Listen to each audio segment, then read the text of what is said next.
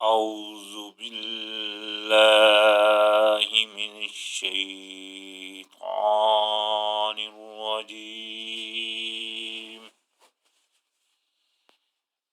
بسم الله الرحمن الرحيم.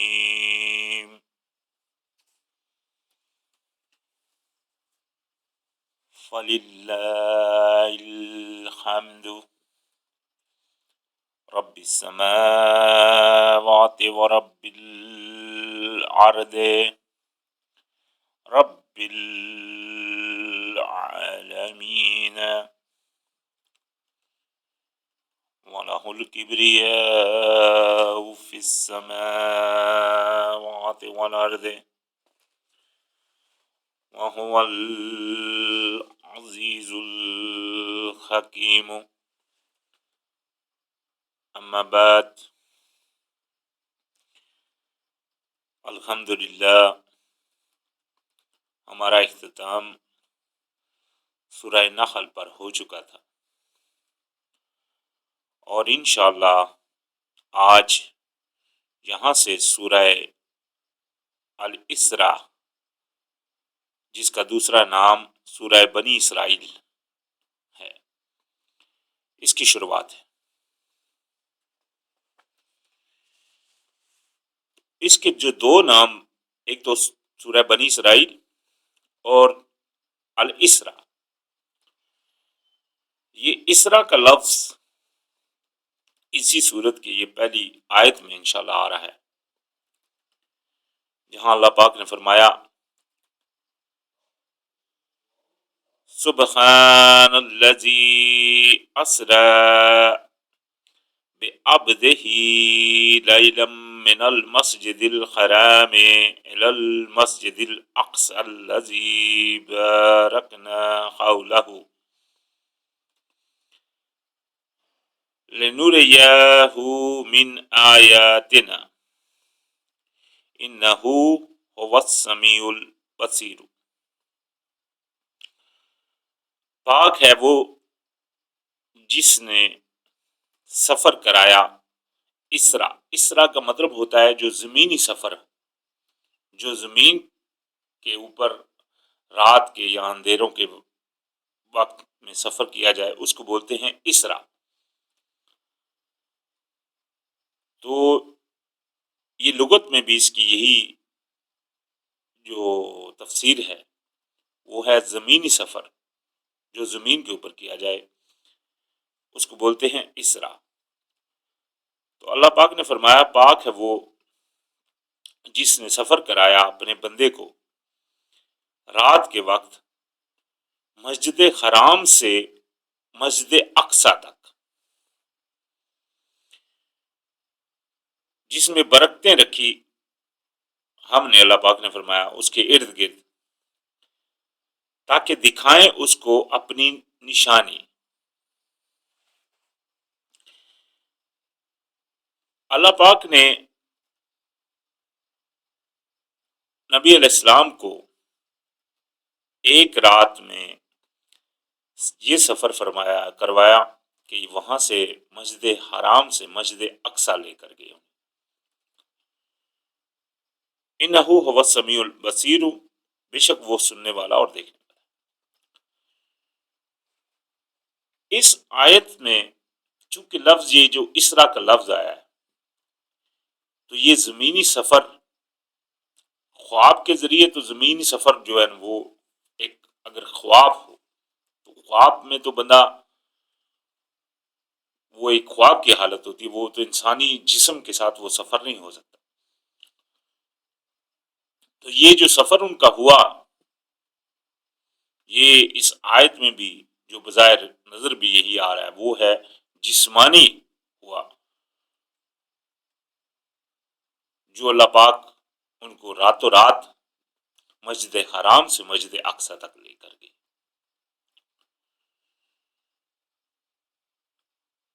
لیکن یہاں اس آیت میں حدیثوں کی بوچھاڑ ہے، بہت زیادہ حدیثیں بیان ہوئی ہیں، اور ان میں دیکھنا یہ ہے کہ قرآن کے مطابق کون ہے اور قرآن کے برعکس کون. کیونکہ نبی علیہ السلام کے وہی فرمان جو پیچھے بھی میں نے کئی تقریروں میں کہا کہ ہر چیز کو قرآن کے عین مطابق دیکھیں، جو بھی حدیث آپ کو میری بیان کرے اس کو قرآن کے مطابق دیکھیں، یہ ان کا فرمان تھا.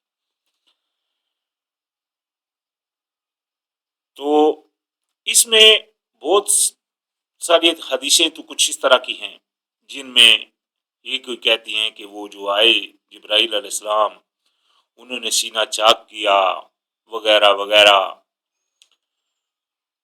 پھر سواری کا مختلف حدیثیں ہیں، مختلف قسم کی سواریوں کے بارے میں، ایک کچھ کہہ رہی ہے، کچھ دوسری کچھ اور کہہ رہی ہے سواری کے بارے میں. کوئی اڑن کھٹولے کی بات کر رہی ہے، کوئی جانور کی بات کر رہی ہے، کوئی مطلب مختلف ہے.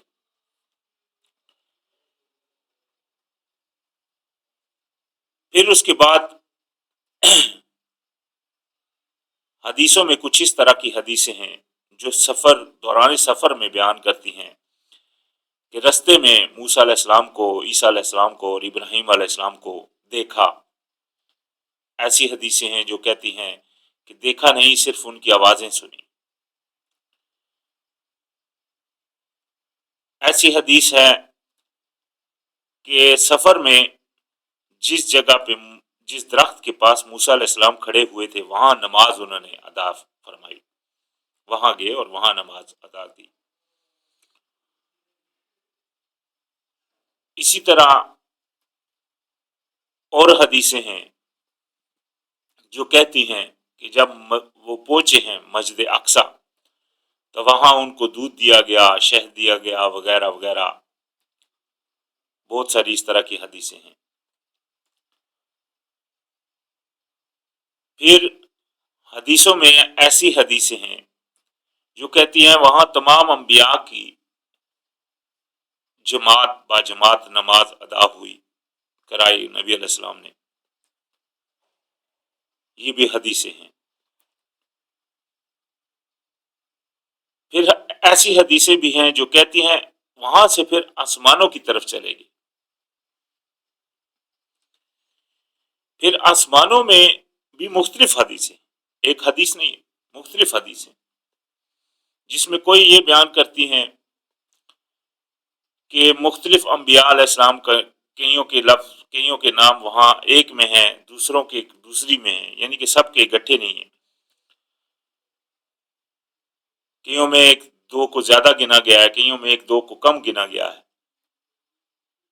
پھر دروازہ کھلا ہے پہلا آسمان کا، پھر وہاں پوچھا گیا ہے کون آیا ہے، پھر دروازہ کھلا، پھر اندر گئے، پھر موسیٰ آدم علیہ السلام کو دیکھا. اسی طرح پھر دوسرے انبیاء کو دیکھتے دیکھتے ایک جگہ پہ پہنچے جہاں پہ پردہ تھا، پیچھے سے قلم چلنے کی آواز آتی تھی.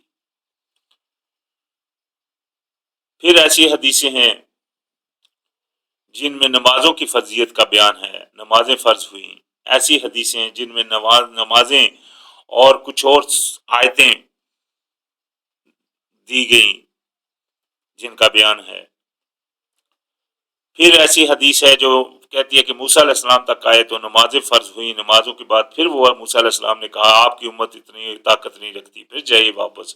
پھر واپس گئے، پھر کرتے کرتے 5 رہیں. ایسی حدیث ہے. پھر ایسی حدیثیں ہیں کہ جب وہاں سے لوٹے ہیں تو آسمانوں سے ایک قافلہ تھا، جو مکہ والوں کا قافلہ، وہ اس میں سے کوئی اونٹ تھا وہ جو گم ہو گیا. تو اوپر سے بس وہ اترتے اترتے انہوں نے وہ بھی دیکھ لیا اور پھر آ کر مکہ میں خبر کی اور ان کو وہ اونٹ کی اطلاع بھی دی کہ وہ اونٹ تھا جو رستے میں غائب ہو گیا تھا باقاعدہ وغیرہ وغیرہ. اسی طرح اونٹ کے علاوہ اور بھی مختلف حدیثیں ہیں اس قافلے کے بارے میں بھی. تو یہ حدیثوں کا ایک بوچھاڑ ہے اس آیت کے اوپر، بہت زیادہ حدیثیں. اور کوئی بھی حدیث، اکثریت جو اگر آپ ان میں حدیثیں دیکھیں وہ مختلف ہے، یعنی کہ ایک کچھ کہہ رہی ہے دوسری کچھ کہہ رہی ہے. تیسری کچھ کہہ رہی ہے، چوتھی کچھ کہہ رہی ہے. لیکن چونکہ شروعات میں نے کہا تھا کہ ہر حدیث کو نبی علیہ السلام کے فرمان کے مطابق قرآن سے دیکھنا چاہیے، تو قرآن میں اس آیت میں جو فرمان الہی ہے وہ یہ ہے کہ اللہ پاک نے فرمایا کہ پاک ہے وہ ذات جو لے گئی اپنے بندے کو، یعنی کہ زمینی سفر. یہاں پھر اسرا لفظ آئے. جو آسمانی سفر ہے اس کو معراج بولتے ہیں. قرآن میں سورت بھی ہے سورہ معراج. جو آسمان کی طرف سفر ہوتا ہے اس کو عربی میں معراج کا لفظ وہ استعمال ہوتا ہے اس میں. تو اللہ پاک نے زمینی سفر کا یہاں بیان فرمایا، وہ لے گئے ان کو. اور سفر بھی کون سا فرمایا؟ مسجد حرام سے مسجد اقصی تک. ابھی اس بات کے اوپر ایسی حدیثیں موجود ہیں جو یہ کہتی ہیں کہ نبی علیہ السلام مسجد اقصی تک ہی گئے. ایسی بھی حدیثیں ہیں جو یہ بالکل بیان نہیں کرتی، جس طرح قرآن کی آیت نہیں بیان کرتی کہ آسمانوں کے اوپر سفر ہوا یا معراج ہوئی. اسی طرح حدیث بھی ہے جو یہی بیان کر رہی ہے کہ مسجد اقصی تک جانا ہوا.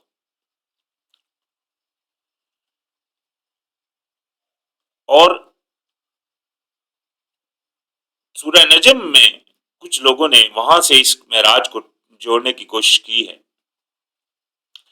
لیکن اگر وہاں بھی آپ دیکھیں تو بیان ہے کہ اللہ پاک نے فرمایا کہ نبی علیہ السلام نے 2 دفعہ فرشتے کو اپنی اصل حالت میں دیکھا.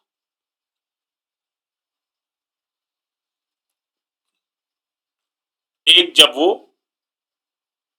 کھلے آسمان کے اوپر، دوسرا بیری کے درخت کے پاس. وہ بیری کا درخت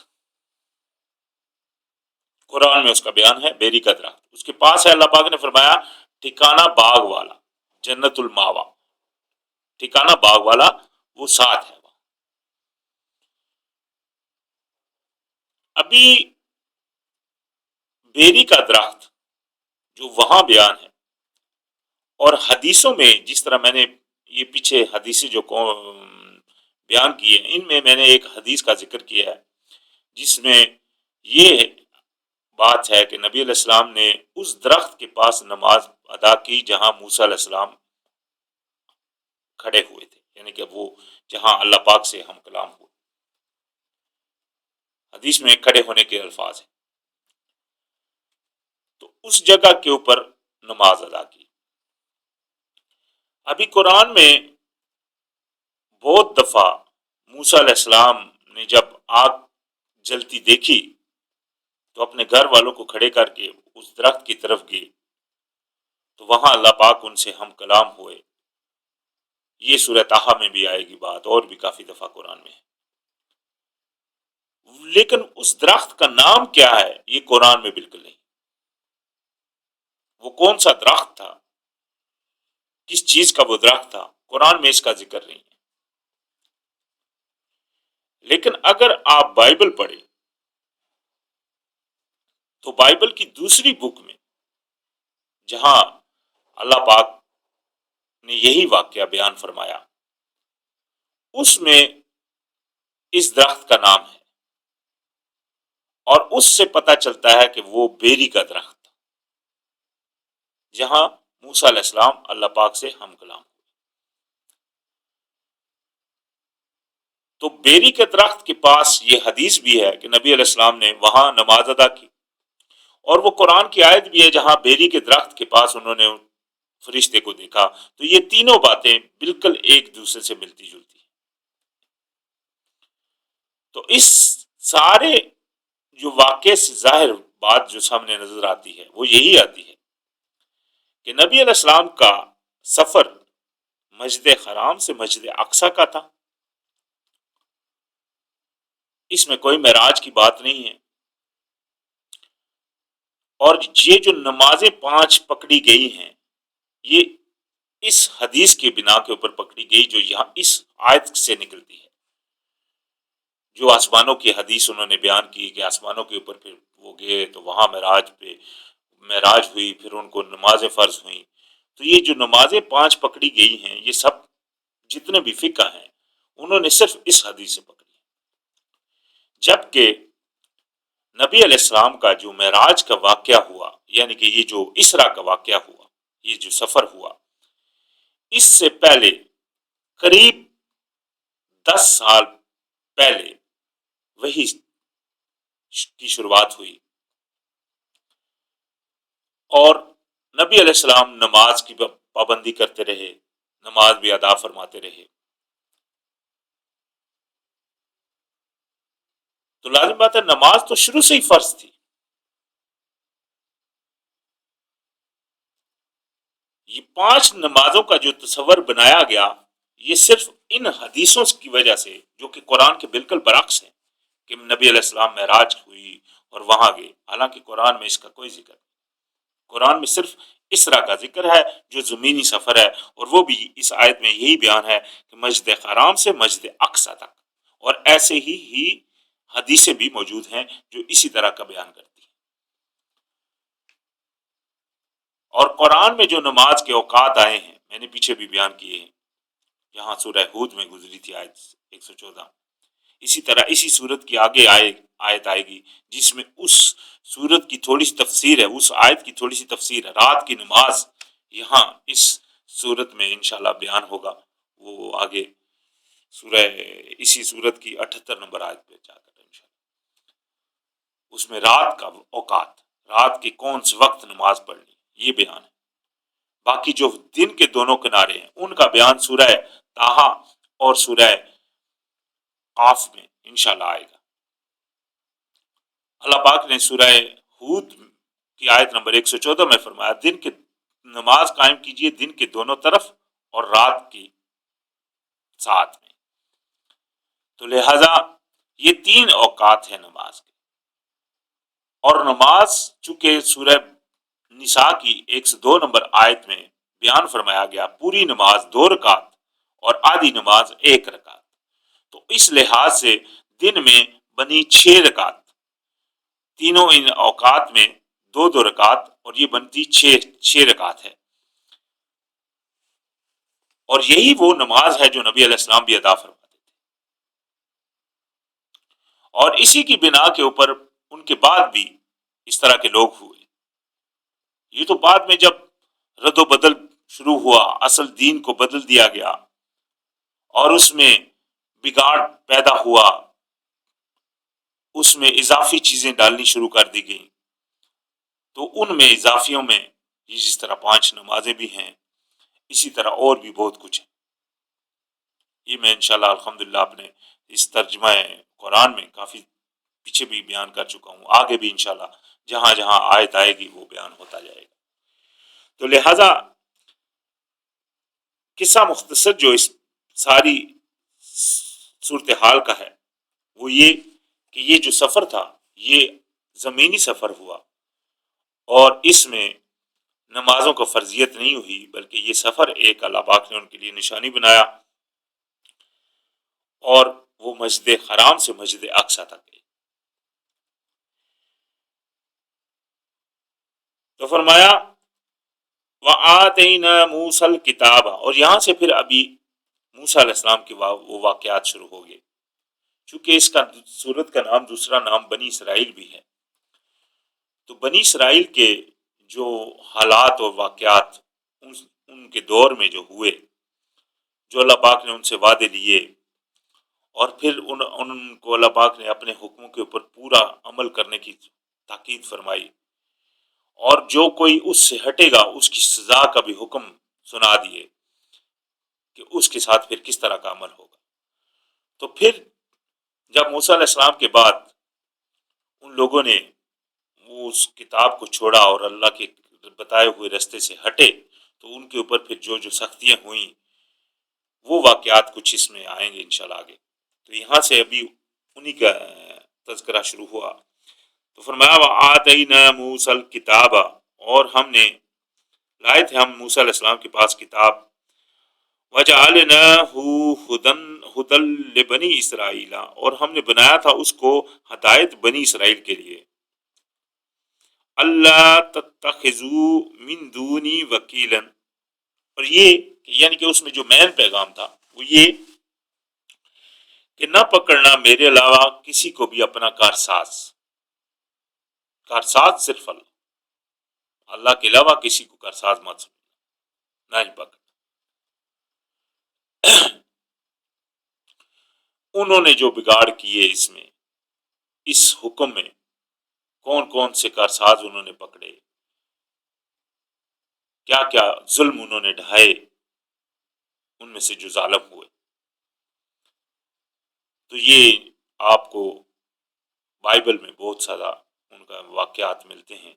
تورات کے علاوہ جو پرانا عہد نامہ ہے اس میں بہت ساری کتابیں ہیں جن میں یہ سارے واقعات موجود ہیں۔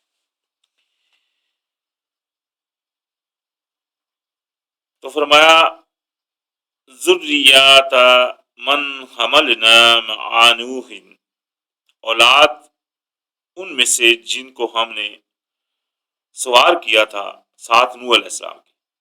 نوح علیہ السلام کے ساتھ جو سوار ہوئے تھے ان کی جو اولاد، ہم سب ان کی اولاد میں سے آگے پھر نسل وہ جو چلی، وہ میں نے پیچھے بھی بیان کیا تھا کہ اس میں اکثریت بائبل میں بھی کوئی اس کا مکمل تذکرہ نہیں ہے کتنے لوگ تھے، لیکن ان کے بیٹوں کے نام ہیں بائبل میں، عام، سام اور یاسف۔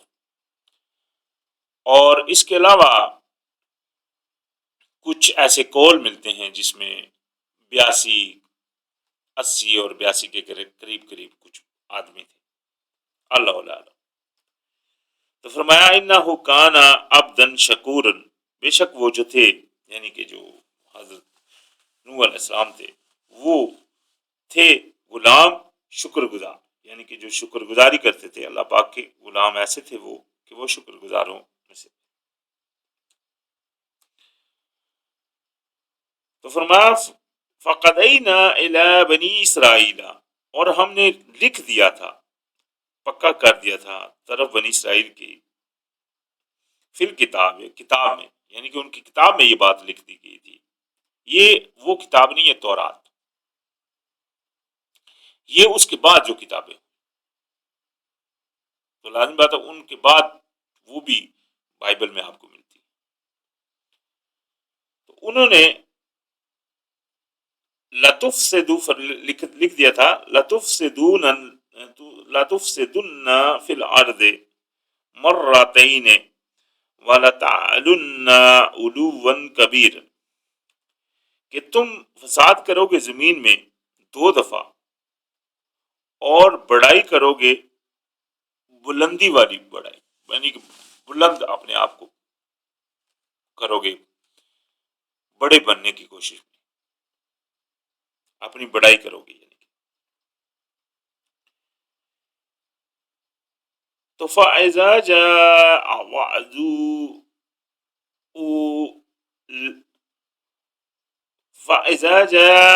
وعد اولاہما، پس جب آ گیا وقت پہلا وعدے کا، بعثنا علیکم عبادا لنا اولی باس شدید، تو ہم نے اٹھائے تمہارے اوپر اپنے غلام جو سخت تھے جنگجو،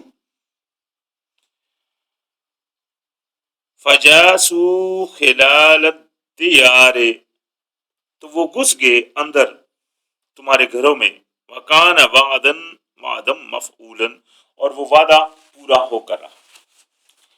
یہ جب پہلا جو وعدہ ان کا ہوا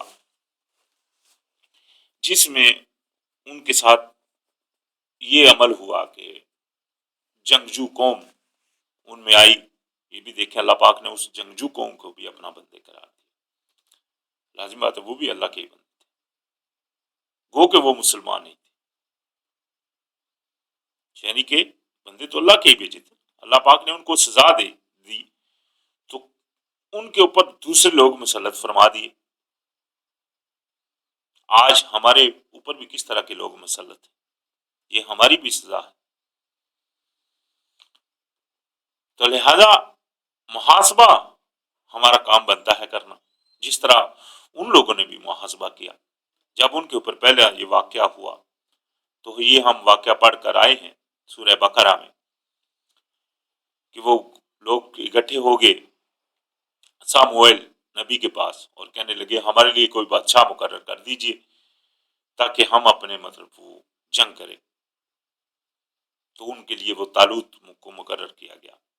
پھر وہ دوبارہ انہوں نے ان میں سے ایمان والوں کی چھانٹی کی گئی اور دوبارہ وہ گئے اور لڑے اور وہاں سے پھر وہ انہوں نے وہ اپنی جگہ واپس لی اور جو ان کو اللہ پاک نے ان سے کامیابی دی ان دشمنوں سے. اس میں کوئی 5 یا 6 بڑے شہر تھے جو ان کے خلاف تھے. یہ کنانی ایریا تھا سارا. اس میں کافی سارے چونکہ وہ چھوٹے چھوٹے اس وقت اس دور کے جو شہر تھے جو 4 دیواری کے اندر شہر ہوتے ہیں اس طرح کے شہر تھے. تو ان میں اکثریت جو ان کے خلاف ہو گئے تھے لوگ تو ان سے پھر انہوں نے جنگ کی اور اللہ کے کرم سے پھر ان کو وہ کامیابی ہوئی اور جس میں وہ جالوت مارا گیا. اور جب جالوت کو مارا گیا تو حضرت داؤد علیہ السلام گئے اور انہوں نے اس سے مقابلہ کیا اور اس میں انہوں نے یہ کہا کہ اگر اللہ نے چاہا تو اللہ تم کو میرے ہاتھ میں دے دے گا. حالانکہ داؤد علیہ السلام کا قد اور بنسبت اس کا جو بائبل میں بیان ہوتا ہے وہ بہت زیادہ تھا اس کا قد, لیکن اللہ پاک نے ان کو کامیابی دی اس کے اوپر. تو یہ تو ان کے وہ پہلا واقعہ تھا جو ان کے اوپر ہوا, یعنی کہ وہ پہلا وعدہ جو پورا ہوا. تو فرمایا ثم رددنا لکم الکرۃ علیہم وامددنا باموال وبنین وجعلناکم اکثر نفیرا. اللہ پاک نے فرمایا پھر ہم نے پھیر دیا ان کو تم سے اور مدد کی ہم نے تمہاری مالوں سے اور بیٹوں سے اور کر دیا ہم نے تم کو بہت زیادہ تعداد والا, یعنی کہ بہت زیادہ نفری والا. یہ اللہ پاک نے دوبارہ ان کی نفری کو بڑھا دیا اور ان کو زیادہ تعداد والا پھر اللہ پاک نے فرما دیا.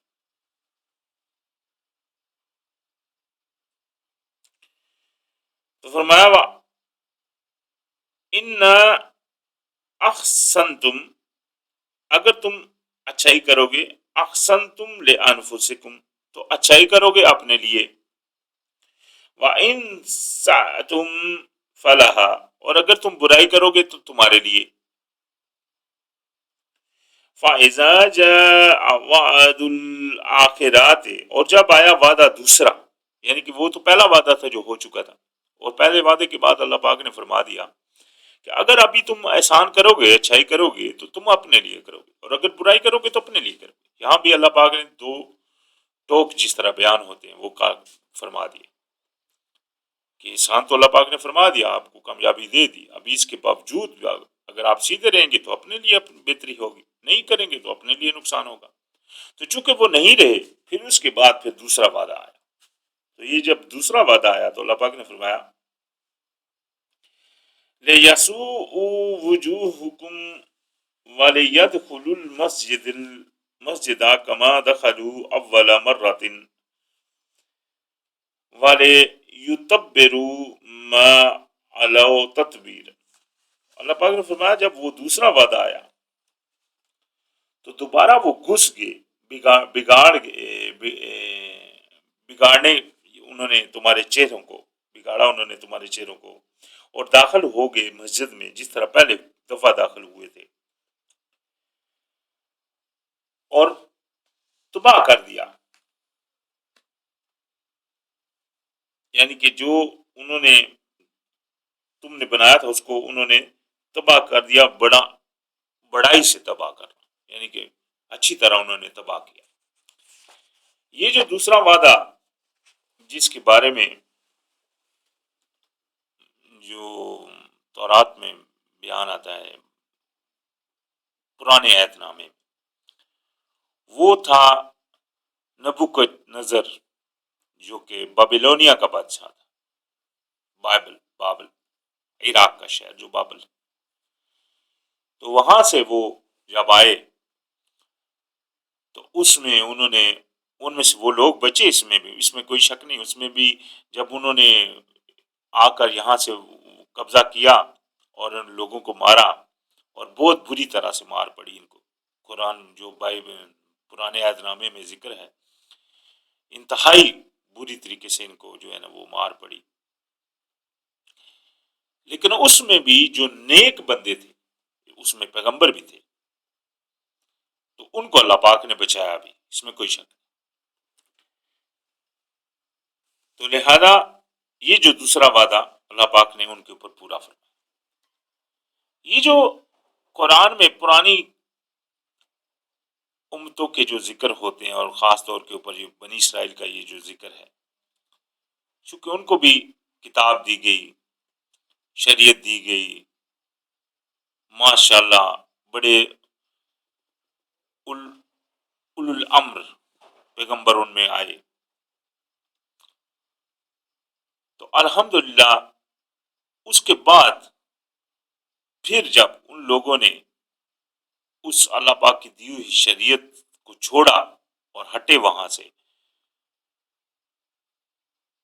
تو ان کے لیے جو واقعات ہوئے، جو سختیاں ہوئیں، اور جس طرح سے اللہ پاک نے ان کو پھر دشمنوں کے ہاتھوں میں دے مارا، اور وہاں ان کو کاٹ کاٹ ڈالا گیا، اور بھوک کی مار ان کو پڑی، اور اولادوں کے جو ان کے اوپر جو ستم ہوئے، جو مطلب وہ ایک دفعہ تو وہ پڑھنے سے بندے کے رونگٹے کھڑے ہو جاتے ہیں.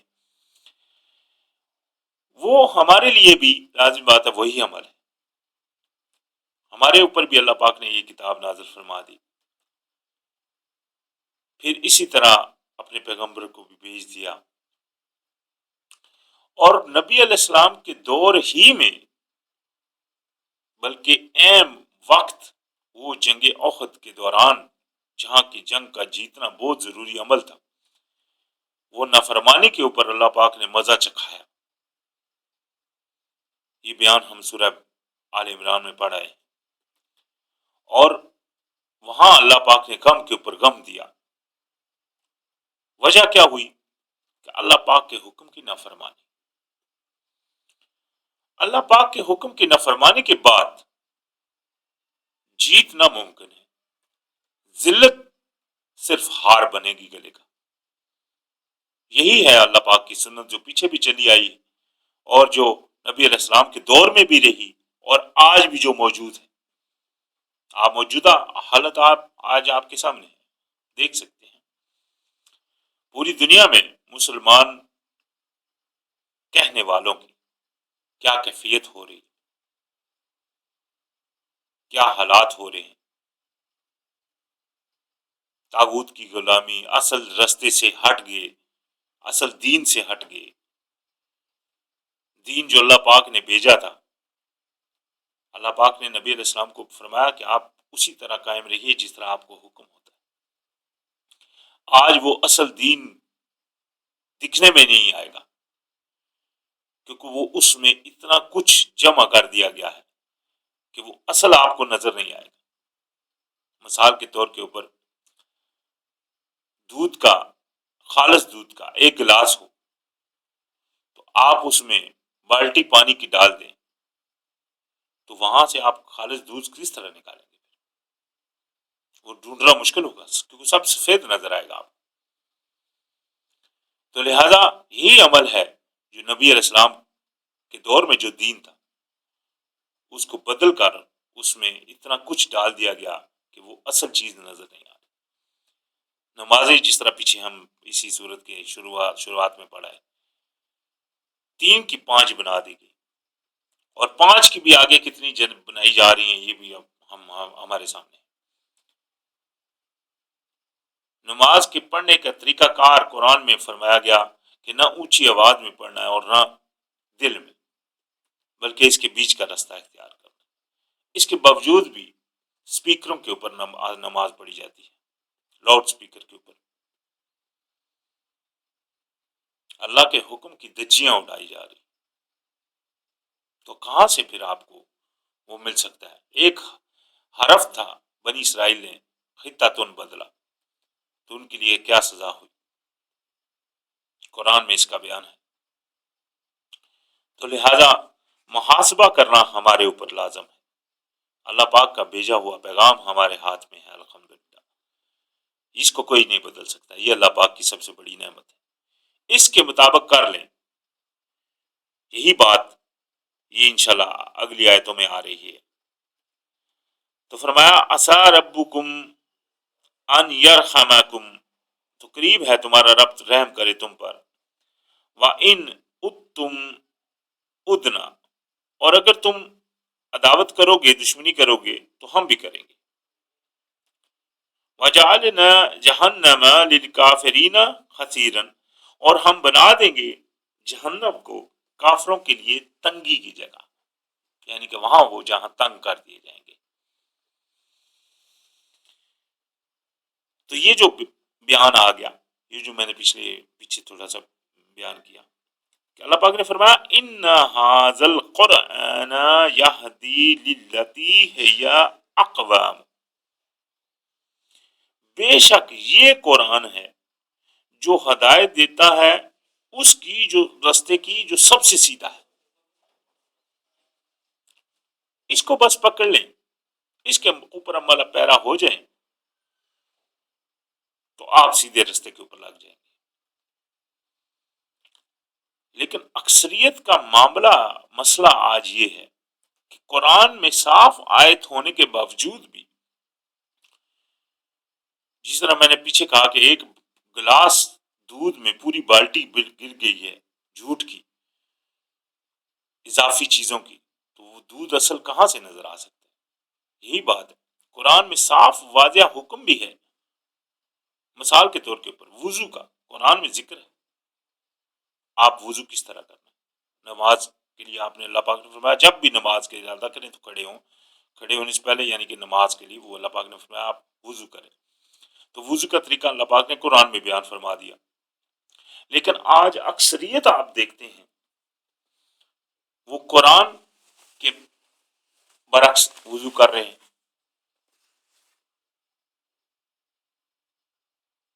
اس میں اضافی چیزیں ہیں. تو وہی بات ہے نا، وہ پانی اور دودھ والی.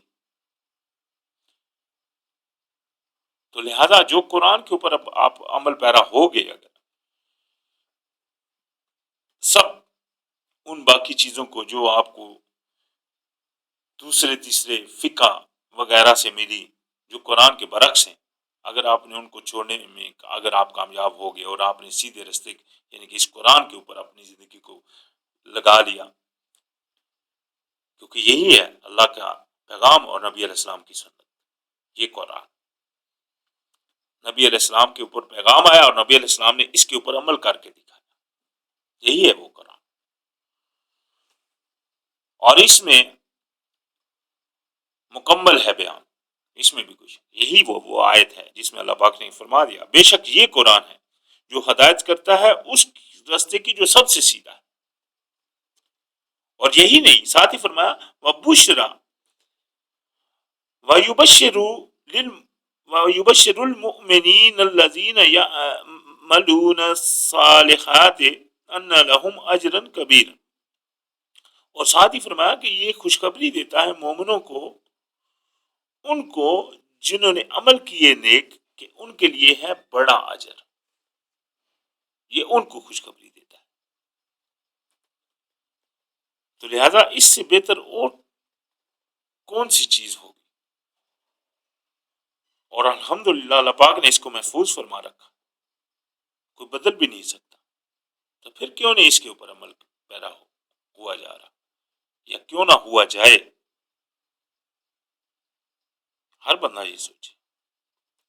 تو فرمایا وَيَدْعُ الْإِنسَانُ بِالشَّرِّ دُعَاءَهُ بِالْخَيْرِ، اور پکارتا ہے انسان شر کی دعا، یعنی کہ برائی کی دعا ساتھ خیر کے، یعنی کہ خیر بھی پکار رہا ہوتا ہے، برائی بھی مانگ رہا ہوتا ہے. مکس کر دیا اس نے دونوں کو. وَقَانَ الْإِنسَانُ عَجُولًا، اور بے شک جو انسان ہے وہ جلد باز ہے. یہ اس کی کیفیت ہے. وہ شر مانگتا ہے، کئی دفعہ شر خیر سے بھی پہلے مانگ لیتا ہے. اور کئی دفعہ دونوں کو مکس کر دیتا ہے. اصل چیز تو خیر ہے، شر اور خیر کو مکس کرنے میں بھی کوئی تو وہ فائدہ نہیں ہے. تو فرمایا وَجَعَلْنَا اللَّيْلَ وَالنَّهَارَ آیَاتَیْنِ، اور ہم نے بنایا رات اور دن کو دو نشانی، یعنی کہ دن کی بھی ایک نشانی اور رات کو بھی ایک، دونوں کو نشانیاں بنایا. فَمَحَوْنَا آیَاتَ اللَّیْلِ، تو مٹا دی ہم نے جو نشانی تھی رات والی.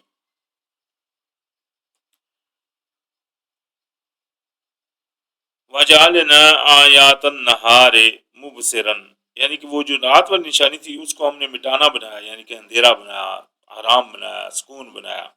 اور جو دن کی نشانی تھی اس کو مبصرًا، یعنی کہ واضح کر دیا. لِتَبْتَغُوا فَضْلًا مِّن رَبِّكُمْ، تاکہ تم تلاش کرو فضل اپنے رب کا. وَلِتَعْلَمُوا عَدَادَ السِّنِينَ وَالْحِسَابَ، اور تاکہ تم گنتی کر لو سالوں کی اور حساب کی، یعنی کہ جو مہینے دنوں کے حساب ہوتے ہیں وہ تاکہ آپ جانچ لیں.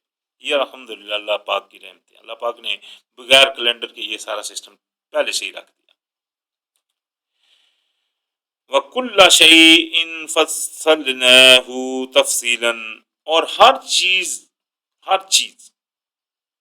اللہ پاک نے فرمایا ہر چیز کہ ہم نے فصل کر دیا تفصیل کے ساتھ، یعنی کہ بیان کر دیا ہر چیز کو تفصیل کے ساتھ. الحمدللہ ابھی اس کو کسی تفسیر کی کیا ضرورت رہی پیچھے.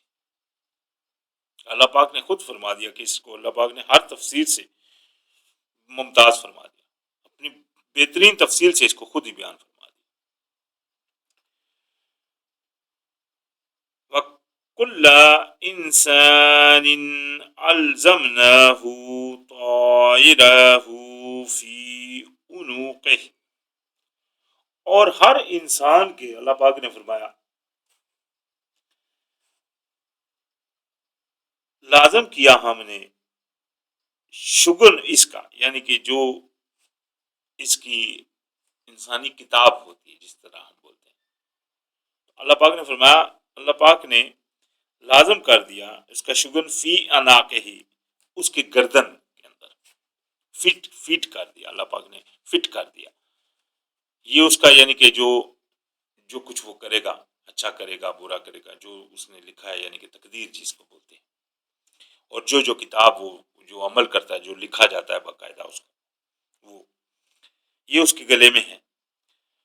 وَنُخْرِجُ لَهُ يَوْمَ الْقِيَامَةِ، اور یہ ہم نکال کر دکھائیں گے اس کو قیامت والے دن کتاب اس کی یلقاہ منشورا، جس کو وہ پڑھ لے گا، وہ پائے گا جس کو کھلی ہوئی، یعنی کہ اس دن قیامت والے دن وہ اس کتاب کو پائے گا کھلی ہوئی. تو کہا جائے گا اقرأ کتابک، پڑھ اپنی کتاب. کفا بنفسک الیوم علیک حسیبا، کافی ہے تو اپنے اوپر ہی آج حساب کرنے کو، یعنی کہ اس دن حساب کی ضرورت نہیں پڑے گی، کیونکہ وہ انسان خود ہی اپنا محاسبہ کرنے کے لیے کافی ہوگا، چونکہ ہر چیز اس کے سامنے آ گئی ہوگی. فرمایا من اہتدی فانما یہتدی لنفسہ، جو کوئی ہدایت اختیار کرتا ہے تو وہ ہدایت کرتا ہے اپنے لیے. جس طرح پیچھے بنی اسرائیل کو کہا کہ اگر تم احسان کرو گے تو اپنے لیے، اور اگر برائی کرو گے تو اپنے لیے. یہاں بھی وہی بیان فرمایا کہ اگر کوئی ہدایت پکڑتا ہے تو اپنے لیے، ومن ضل، اور جو کوئی گمراہ ہوتا ہے فانما یضل علیہا، تو وہ گمراہ ہوتا ہے اپنے لیے. ولا تزر وزرۃ وزر اخرى، اور نہ ہی اٹھائے گی کوئی بوجھ اٹھانے والا دوسرے کا بوجھ. وما كنا معذبین حتی نبعث رسولا، اور نہیں ہم عذاب بھیجتے یہاں تک کہ اٹھا لیں رسول، یعنی کہ اللہ پاک کی یہ مہربانی ہے، اللہ پاک اپنے رسولوں کو بھیج دیتے ہیں اور اس کے بعد پھر اگر اللہ پاک چاہتا تو پہلا جو وعدہ لیا تھا تمام روحیں جب بنائی تو سب سے پوچھا کیا میں تمہارا رب نہیں ہوں؟ سب نے کہا ہاں آپ ہمارے رب۔ اسی وعدے کے اوپر اللہ پاک چاہتا تو آخرت والے بغیر کوئی پیغمبر بھیجے اللہ پاک ہم سے پوچھ لیتا، لیکن یہ اللہ کی مہربانی ہوئی جو اللہ پاک نے اپنے انبیاء بھیجے اور ہم کو یاد دہانی کے لیے اللہ پاک نے اپنی کتابوں کے نزول شروع فرمائے اور ان کو یہاں پہنچایا۔ یہ اللہ پاک کی رحمت، الحمدللہ۔ تو فرمایا وَإِذَا عَرَدْنَا أَن نُهْلِكَ قَرْيَةً أَمَرْنَا مَتْرَفِهَا فَسَقُوا فِيهَا۔ اللہ پاک نے فرمایا جب ہم ارادہ کرتے ہیں کہ ہلاک کریں کسی بستی کو تو حکم کر دیتے ہیں ہم اس کے جو آرام یافتہ لوگ ہوتے ہیں نافرمانی کے اوپر، یعنی کہ وہ جو آرام یافتہ لوگ ہوتے ہیں یہ جو اچھے سیدھے رستے کو پسند نہیں کرتے، جو دنیاوی خواہشوں کے پیچھے لگے رہتے ہیں، اس طرح کے جو لوگ ہوتے ہیں تو اللہ پاک نے فرمایا اللہ پاک ان کو اور زیادہ یعنی کہ وہ فسوق انکاری کے اوپر اللہ پاک مسلط فرما دیتا ہے۔ فحق علیہ القول، اور پھر حق ہو جاتا ہے ان کے اوپر پوری بات۔ فدمرناها تدمیرا، تو اللہ پاک نے فرمایا پھر ہم اس کو تباہ کر دیتے ہیں، یعنی کہ اللہ پاک اس کے بعد یعنی جب وہ انسان کی یہ کیفیت بن جاتی ہے کہ وہ جب پہلے تو سیدھا نہیں ہو رہا تھا، جب سیدھا نہیں ہوا تو اللہ پاک نے اس کو بالکل ہی فسوق کے اوپر لگا دیا۔ آج یہی دیکھ لیں جب کوئی بندہ آج اکثریت جو ہمارے مطلب جو معاشرہ ہے، کتنی اسلامک کنٹری ہیں بہت زیادہ، لیکن اسلام کن میں نافذ ہے؟ گنتی کی آپ دیکھ لیں کون سے ہیں وہ جن میں اسلام نافذ ہے۔ اسلام یعنی کہ اسلامی قانون، اللہ کا پیغام کون سے ملکوں میں نافذ ہے جو خود کو اسلامی کہنے والے؟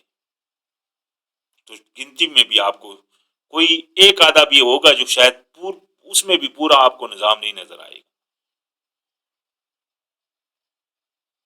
تو لہذا یہ ہے جو فسوق کے اوپر اللہ پاک نے لگا دیا، نافرمانیاں کی جا رہے ہیں، پرواہ بھی نہیں، اپنے آپ کو اللہ کے قانون کے علاوہ خود کو حاکم بنا کر بیٹھے ہوئے ہیں، دوسرے قانون نافذ کیے ہوئے ہیں، اللہ کا حکم مانا ہی نہیں جا رہا، کوئی پرواہ ہی نہیں ہے۔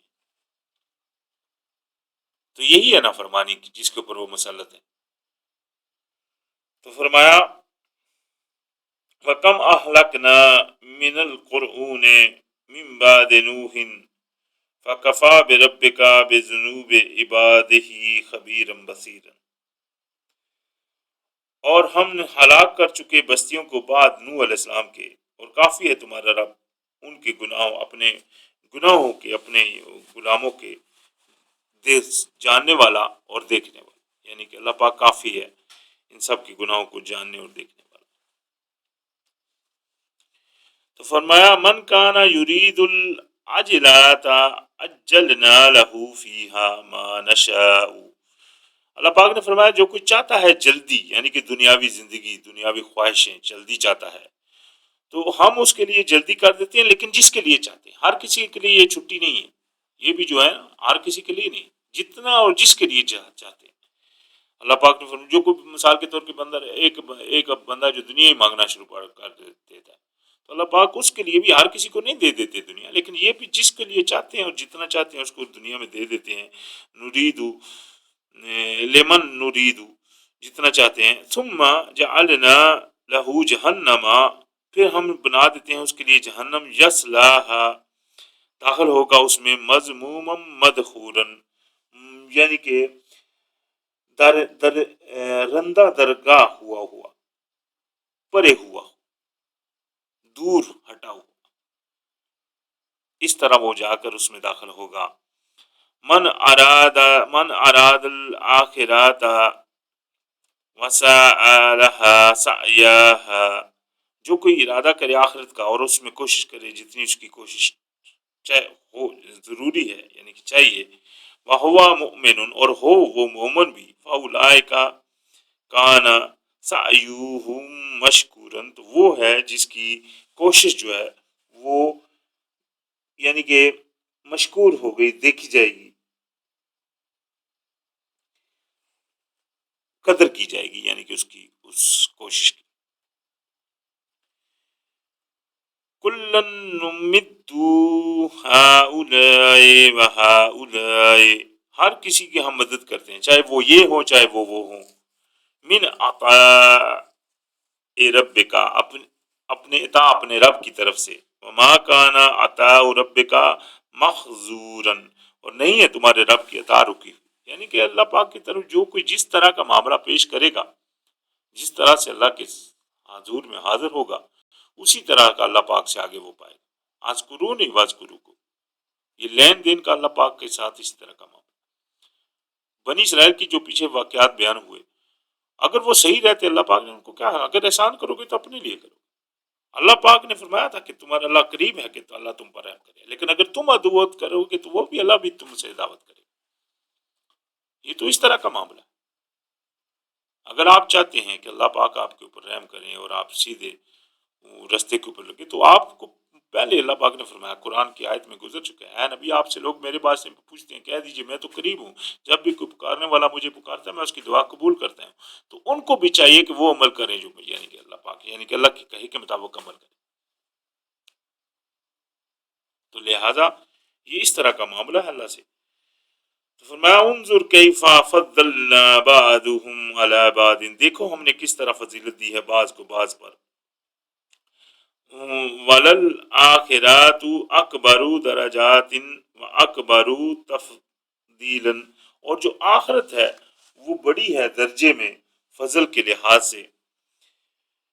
لا تجعل مع اللہ الہا آخر فتقعد مذموما مخذولا، نہ بناؤ اللہ کے ساتھ الہ دوسرے، نہیں تو بیٹھے رہ جاؤ گے رہندہ ہو کر اور بے یار و مددگار ہو کر بیٹھے رہ جاؤ گے۔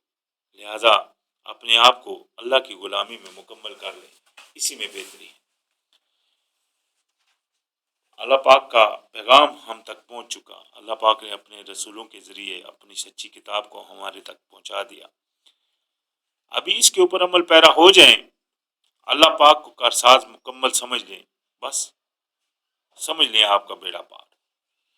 نہیں تو پھر پچھلی امتوں کے جو واقعات وہ سامنے ہیں، قرآن میں بھی موجود ہیں، اسی طرح پرانی کتابیں جو ہیں جس طرح بائبل وغیرہ ان میں بھی موجود ہیں۔ تو لہٰذا اس میں ہر انسان کی وہ اپنی کوشش ہے جتنا کوئی خود بچنا چاہے، اور لازم بات ہے وہ اللہ کی مدد سے بغیر کچھ نہیں چاہ سکتا کوئی بندہ۔ تو لہٰذا اللہ کے سامنے جھک جائیں، اپنی غلامی اللہ کی غلامی میں پورے آ جائیں، تو اللہ پاک بے شک قدردان ہے، اس میں کوئی شک نہیں۔ تو الحمدللہ آج ہمارا اختتام سورہ الاسراء کی آیت نمبر 22 پر ہوا۔ الحمدللہ رب العالمین۔